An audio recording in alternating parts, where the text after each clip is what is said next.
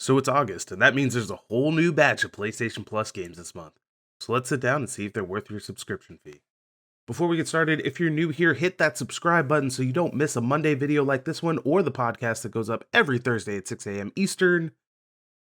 So, in August, we're back to 2 games instead of 3, but we got 2 truly excellent games this month for sure.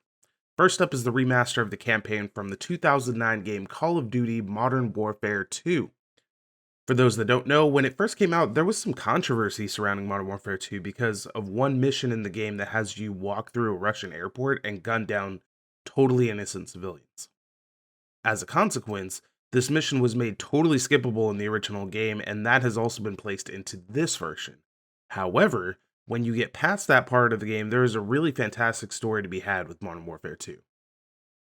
To be clear, I think this mission does add quite a lot to the story, but I also understand why somebody might not want to participate in that. And also, to be crystal clear, if you do decide to do the mission, you don't actually have to participate in gunning down anyone. You will have to watch it, though.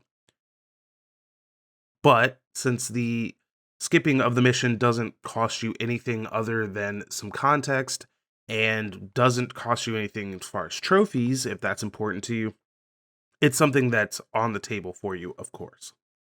As always, the gameplay mechanics of Call of Duty are second to none, and that still holds true for this remaster 11 years and a fresh coat of paint later. The original Modern Warfare 2 was the first game that I got the Platinum Trophy for on PS3, and it only felt right to sit down with the game this time and do it again. So I did. Essentially, the trophy list requires you to play through the game on the hardest difficulty and simply beat it. Then play it again on the easiest difficulty and make it through every mission without dying and collect all the hidden collectibles. I suppose you could do both of these things on the first playthrough on the hardest difficulty if you're really good, but it's going to be extremely difficult because if you die at any point, you have to restart the entire mission that you happen to be on.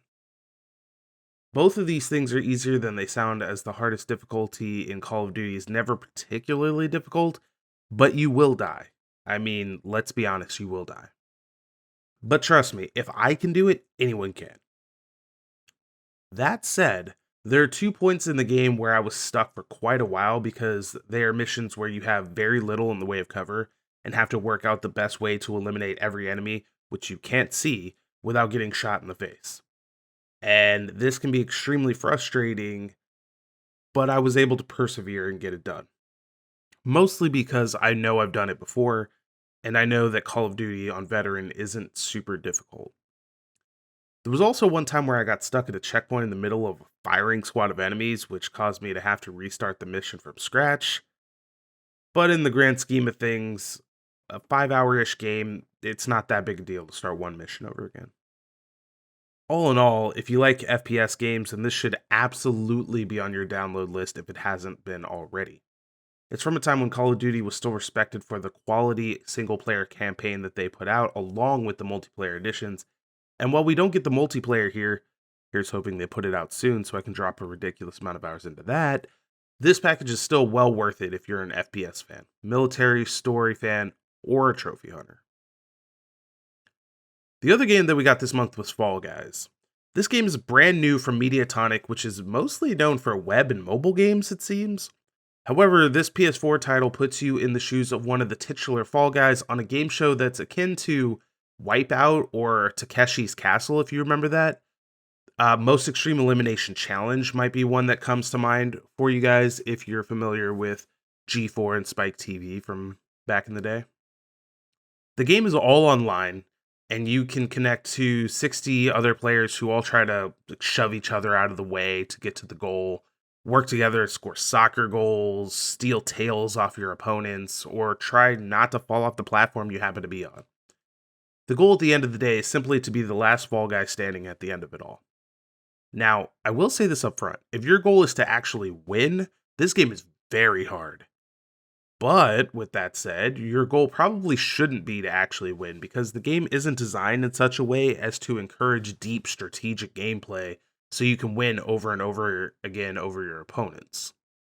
It's more of a game of luck than anything, and really that's okay. If you go in with a mindset for a game like Mario Party, you'll be set up to have a great time with Fall Guys. That being said, though, for you trophy hunters, this game is really rough. One of the trophies requires you to win 5 entire episodes. That's what they call the entire gauntlet of trials that you go through each time in a row.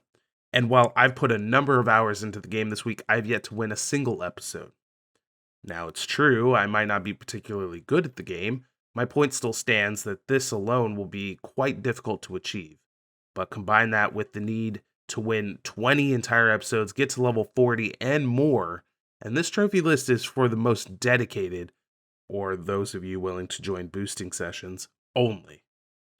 But the game is fun enough that you might just find yourself doing it anyway just because you can't stop playing. On another note here, about half of this week when I went to play this game, the server was down.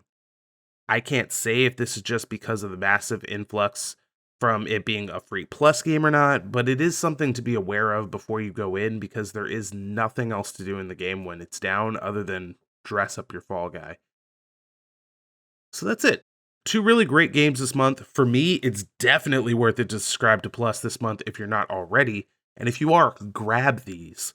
You can have a great FPS experience and a hilarious time with friends that will last you hours. There's something for everybody here. I know I'll be jumping right back into Fall Guys after this video.